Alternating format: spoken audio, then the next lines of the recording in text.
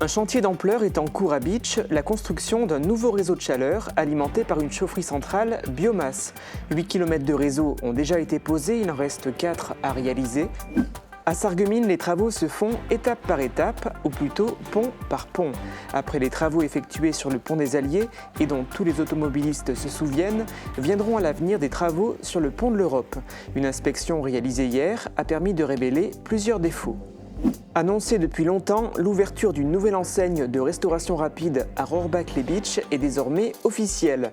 Burger King ouvre en effet ses portes aujourd'hui, une arrivée qui s'accompagne de la création de 35 emplois. Habiter proche de son lieu d'activité professionnelle, c'est un souhait que partagent beaucoup de personnes, notamment celles qui travaillent à l'ESAT de Götzenbrück. Cette volonté pourrait bientôt devenir réalité. Un projet de création d'une quinzaine de logements est à l'étude. Bonjour et bienvenue sur Mosaïque Cristal. Une nouvelle fois, nous vous avons préparé une émission riche en découvertes au cours de laquelle nous parlerons également cigogne. Vous faites peut-être partie de ces personnes qui suivent au quotidien la vie de Maurice et Mélodie, les deux cigognes stars qui vivent en haut de la mairie de Sarralbe. Pour en parler, je recevrai en plateau celui qui les connaît peut-être le mieux, Dominique Klein, alias Monsieur Cigogne. Pour commencer, on prend la direction de Bitche où l'important chantier de création d'un nouveau réseau de chaleur et de chaufferie se poursuit. Les travaux des bâtiments avaient débuté en septembre 2024. Aujourd'hui, où en est le chantier? Émilie Hazel nous dit tout. 8 km posés, encore 4, et le nouveau réseau de chauffage urbain de Bitche sera terminé. Le budget de 21,6 millions d'euros du projet, comprenant la réalisation d'un réseau et de bâtiments, est pour le moment respecté.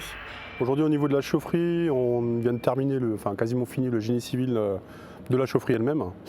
Et on est en cours de presque terminer le côté bureau. Donc à partir de la semaine prochaine, le process va être livré. On va dire pour une fin de mise en place du process pour fin mai.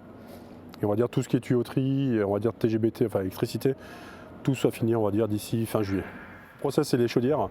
Donc 2 chaudières bois qui vont être livrées avec 2 chaudières gaz. Avec tout ce qui est système de convoyage et pour le stockage. Pour aller 2 fois plus vite dans la construction des bâtiments, une technique spéciale est utilisée. En fait, la grue là va prendre la branche, va la poser sur le retourneur. Après, là, on est vraiment sur une structure béton armé, vraiment bien armé. Et donc après, vous remplissez les murs avec du béton? C'est ça. On met par exemple là des renforts, mettre un bloc en béton pour tenir le mur, et après ils remplissent par le haut. Et la faire jouer. Quelques difficultés avaient été rencontrées, faisant perdre du temps à certains moments. Le principal, on va dire, difficulté qu'on a rencontré, c'est sur le réseau. On tombe souvent sur de la roche. On a un beau sable sur Bitche, mais on a aussi beaucoup de roches. Donc effectivement, la roche, ça prend un peu plus longtemps à enlever. On a perdu pas mal de temps l'année dernière, parce qu'on est arrivé au niveau rue de la Paix. Rue de la Paix, il y a encore des anciennes routes allemandes. Donc il y a 70 cm de béton en dessous. Donc c'était costaud. Mais aujourd'hui, tout ce temps-là a été rattrapé.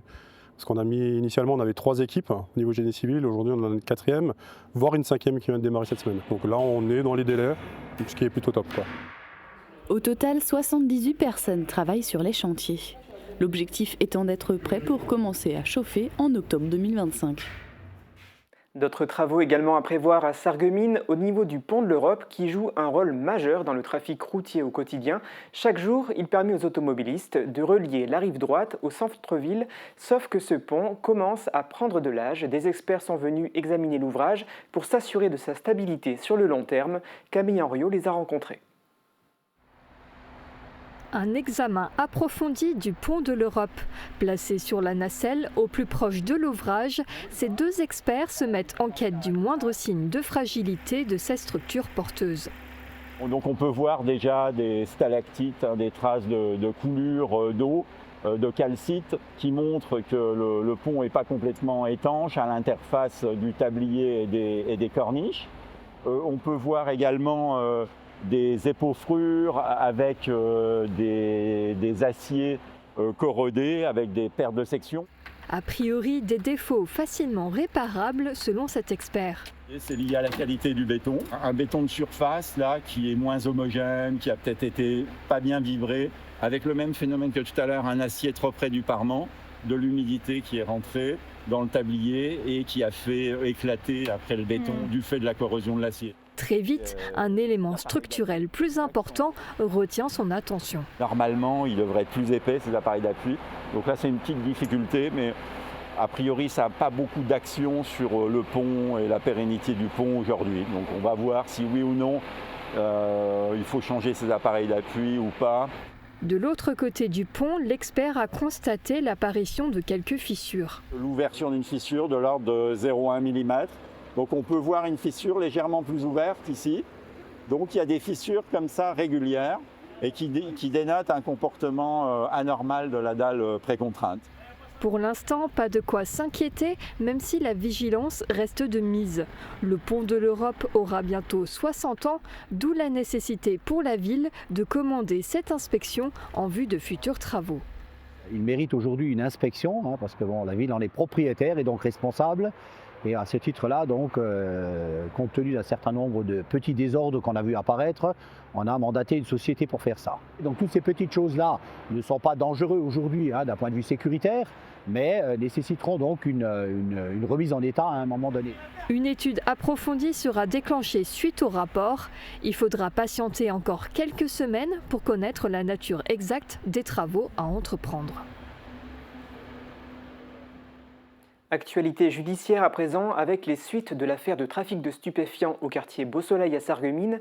Souvenez-vous, le 25 février dernier, une perquisition avait conduit à l'arrestation de 3 jeunes hommes jugés en comparution immédiate vendredi dernier. Ils ont écopé de peines allant de 10 mois avec sursis à 30 mois ferme pour leurs différents rôles présumés dans ce trafic.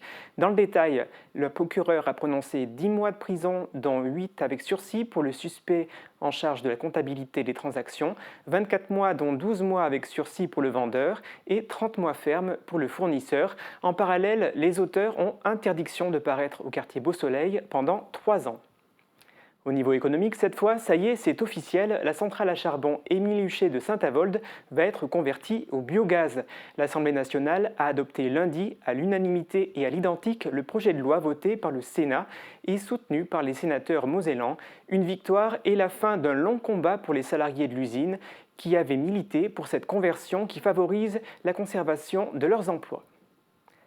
Plus proche de nous, l'enseigne de fast-food Burger King ouvre son premier restaurant dans le pays de Beach et c'est à Rohrbach-les-Beach que ce géant du burger débarque avec une franchise qui accueille officiellement ses premiers clients aujourd'hui. 35 salariés ont été recrutés pour assurer le service 7 jours sur 7. Pourquoi ce choix d'implantation et comment s'est déroulé le recrutement? Nous avons tendu notre micro au gérant du restaurant. Écoutez.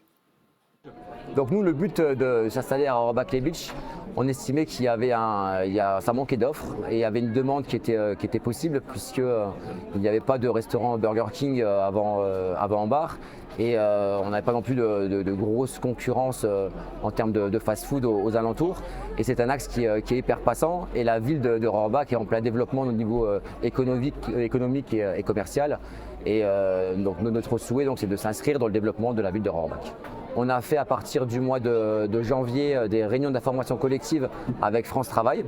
Donc on a organisé des réunions justement dans une salle prêtée par la mairie où on a reçu des centaines de candidats pour au final en retenir 35. Ces 35 personnes-là ont eu le droit à une formation de 5 semaines, que ce soit en théorie ou en pratique, pour pouvoir justement arriver à l'ouverture du restaurant avec déjà un bagage. Sur ces 35 personnes, il y a 5 managers, 5 encadrants qui sont à temps plein et 30 équipiers polyvalents qui seront présents au quotidien au restaurant et qui sont pour la plupart en temps partiel. Il y a des gens qui sont à temps plein, il y a des gens qui sont en 24 heures, des gens qui sont en 15 heures. Alors je ne sais pas s'ils sont fans de burgers, mais en tout cas, ils sont passionnés de lutte. 3 sportifs de l'Assaut Lutte Sarreguemines sont engagés au championnat d'Europe senior organisé à Bratislava. Parmi eux, Ramzat Arzamerzouev dans la catégorie des 65 kg. Son parcours dans cette compétition est remarquable puisqu'il est devenu vice-champion d'Europe de lutte libre. Félicitations à lui. La commune de Götzenbrück souhaite améliorer le cadre de vie des travailleurs de l'ESAT grâce à un projet de création de logements qui leur permettrait de ne plus faire autant de kilomètres pour se rendre au travail. Le maire du village a évoqué ce projet qui pourrait être subventionné par l'État, la région et le département avec le sous-préfet de l'arrondissement. Émilie Hazel était sur place. On a préparé en avance pour la cristallerie aussi, on leur fabrique aussi des caisses qui viennent à plat et nous on doit visser un couvercle dessus, etc. La visite à Götzenbrück du sous-préfet Wassim Kamel a commencé avec la découverte de l'ESAT. Il a pu rencontrer les personnes qui y travaillent et en apprendre plus sur leur mission. Le maire de la commune en a profité pour évoquer et demander conseil sur un projet de création d'une quinzaine de logements dans un bâtiment à côté de l'ESAT. Un des projets prioritaires, c'est justement les logements pour les personnes qui font partie de l'ESAT. Ce sont des personnes qui n'ont pas une vie facile et je pense qu'il est tout à fait normal et humain que la commune fasse tout ce qu'elle peut pour leur rendre la vie plus agréable. Les studios ou 2 pièces auront pour objectif de permettre aux personnes d'être plus proches de leur lieu de travail. Le budget de cette réhabilitation n'a pas encore été défini suite à certaines difficultés autour de normes de dépollution du site. Mais oui, il y a déjà eu, ça fait 10 ans, grâce à Régis Stenger, qui était à l'époque le président de l'EPFL, Établissement français public de Lorraine, aujourd'hui c'est EPF Grand Est, qui nous avait énormément aidé pour justement, parce que c'était un réel combat, on a mis 10 ans à dépolluer ce site. Je ne sais pas si vous réalisez ce que ça peut représenter, mais 10 ans c'est pas rien. 10 ans de bataille, et puis aujourd'hui avec les nouvelles normes, c'est encore un peu plus contraignant. Pour ce projet, la mairie a un partenariat avec Moselis. Une information à présent concernant les loisirs. Le club du Cercle d'échecs de Sarreguemines forme cette semaine 9 joueurs amateurs, dont 3 sarregueminois, pour devenir animateurs. Durant 5 jours, ils alternent théorie et pratique. Ce stage intensif est financé par la Ligue du Grand Est et par les participants eux-mêmes. À l'issue, une épreuve écrite et une épreuve orale mettra à l'épreuve leur pédagogie et leur créativité. Si les candidats réussissent, ils devront suivre un second stage dans un club homologué par la Fédération française d'échecs avant de pouvoir enseigner dans les écoles et clubs d'échecs. Et qu'ils réussissent, c'est tout le bien qu'on leur souhaite. Avant de prendre de la hauteur et de parler cigogne, je propose que l'on prenne des nouvelles du ciel. Qu'il vente, pleuve, fasse froid ou chaud, une maison isolée par Moder Habitat reste agréable et saine au fil des saisons. Radio Studio 1, 105.8, la radio qui pulse entre Beach et Sarreguemines. De la pop, du rock, des années 80 et une équipe qui vit la musique à fond. Radio Studio 1.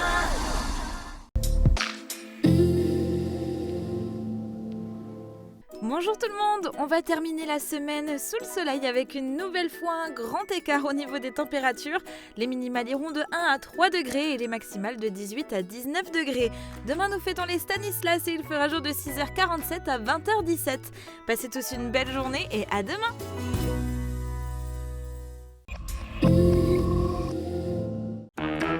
Plus 1 euro ? Mais sérieux ? Ah oui, c'est du sérieux. Le menu bon et pas cher évolue. Pour 1 euro de plus, remplacez votre 4e produit par un plus copieux. Ben alors, qu'est-ce que vous attendez ? Venez en profiter au nouveau restaurant Burger King de Rohrbach-les-Beach. Burger King. Pourquoi avoir choisi le nom La Passion de l'audition ? À la Passion de l'audition, nous sommes passionnés par notre métier, mais pas que. Nous intervenons aussi bénévolement pour des missions nationales et internationales. Et en plus, nous sommes membres actifs de l'association Audition Solidarité depuis plus de 15 ans.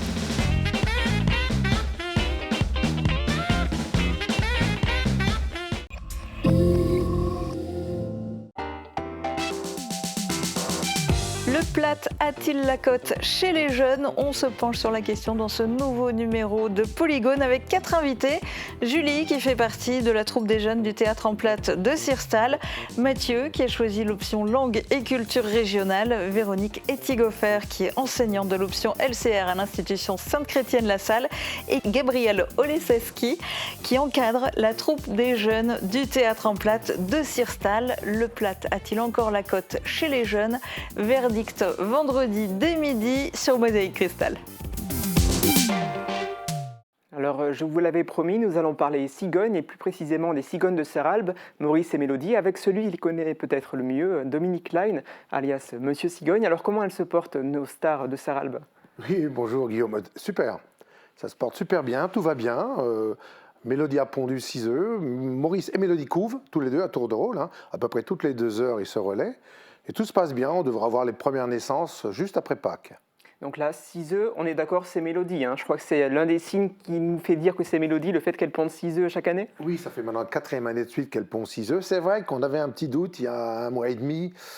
Maurice bricolait, on pense qu'il y avait une cigogne étrangère dans le nid. Mais bon, tout s'est rétabli. Hein. Mélodie est revenue, elle a viré, comment dirais-je, l'espionne, la non désirée. Et tout se passe bien, Maurice et Mélodie, tout le couple va très bien, tout sur des roulettes. C'est la première fois, bon, People toujours des cigognes, que Maurice a des infidélités avec Mélodie? Ça fait l'année dernière déjà. Ce qui se passe, c'est que Maurice est sédentaire. Donc lui, il arrive, il s'installe dans le nid.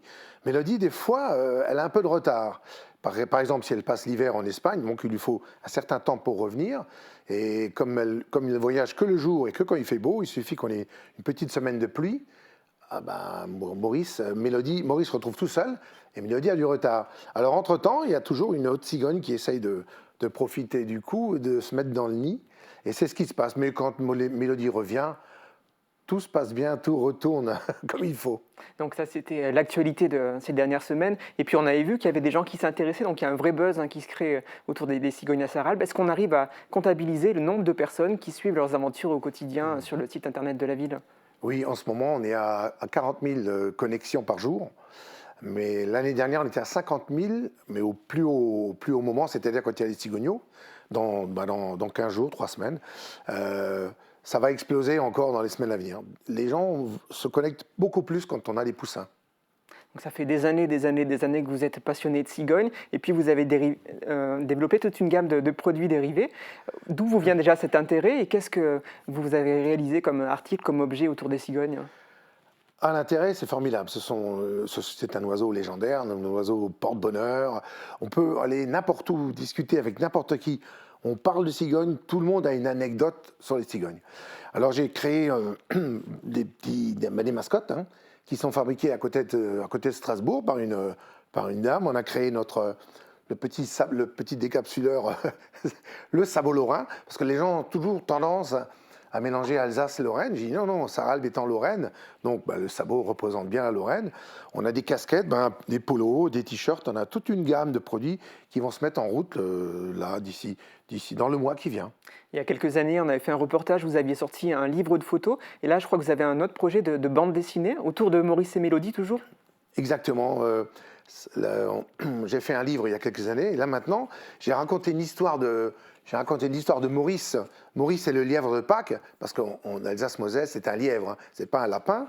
Donc j'ai trouvé quelqu'un, un jeune de Sarralbe qui m'a fait les dessins. Vous pouvez éventuellement les montrer à la caméra. Qui m'a fait les dessins.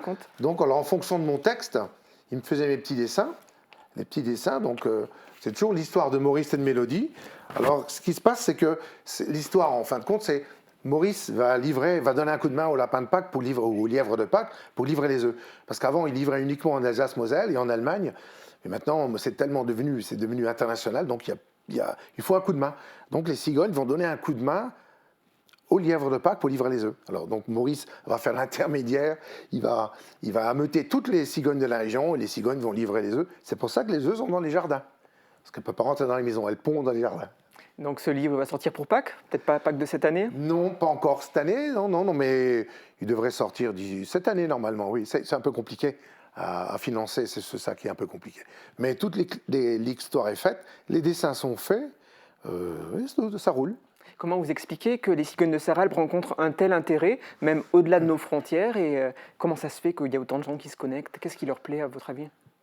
C'est tout simple, ça ressemble aux gens, c'est une histoire toute simple, avec des prénoms déjà très simples, Maurice, Mélodie, tout le monde les retient.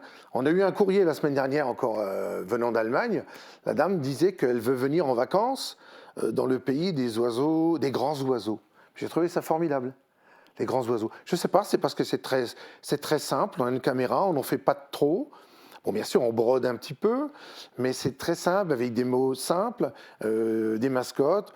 On a une caméra, des œufs, on explique ce qui se passe, avec un vocabulaire bien adapté. Et c'est ça, je pense que c'est tout simplement, ça ressemble aux gens. Alors les gens s'identifient, Maurice, le papa, Mélodie, la maman, les petits, c'est les bébés. Et c'est ça, je pense, qui fait ce succès. Donc il y a ces deux cigognes, Maurice et Mélodie, mais elles ne sont pas seules à Sarralbe. Combien de nids on peut comptabiliser sur la commune cette année? Là, en ce moment, on a 53 couples, 53 nids occupés. Donc ça fait un paquet de cigognes. Mais normalement, ça va stagner, parce qu'il n'y aura pas assez à manger pour tout le monde. La nourriture, surtout là, si ça continue, si la sécheresse continue comme ça, Il n'y aura pas assez de nourriture pour tout le monde.